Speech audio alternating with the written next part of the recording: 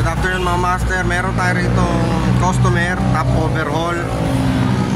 Ang problema sa kanya, naglulusutan yung mga langis sa bawat gasket, sa cylinder head gasket, base gasket. Ngayon, nung binuklat ko, ayan, wala siyang usok, pero tingnan nyo yung piston. Ayan, sabog siya. Tapos anong nangyari, lahat nung paghugot ko, cylinder head, black, ayan o, wala pong mga dowel yan. Apat ang dowel, lahat wala.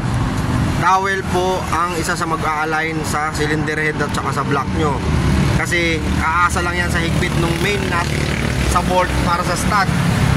Yan, yung mga bolt na yan, nut, yan. So pwede kasing mawala sa align ang block at cylinder head pag walang dowel, kasi yan ang magdudugtong para kumapit. Tapos dyan din yung isa sa way na pwede daluyan ng langis. So napaka-importante po ng dowel sa makina. Kaya nga po, pag binuklat nyo buong makina, lahat yan may mga dowel. Mapa magneto side, mapa clutch side, housing, meron po yan. Ito po, yung apat na dowel nya wala. So re-replace ng dowel para maging okay na ulit. Tapos papalitan ng gasket, papalitan ng piston, block. Yan. So intake siya nagkasugat.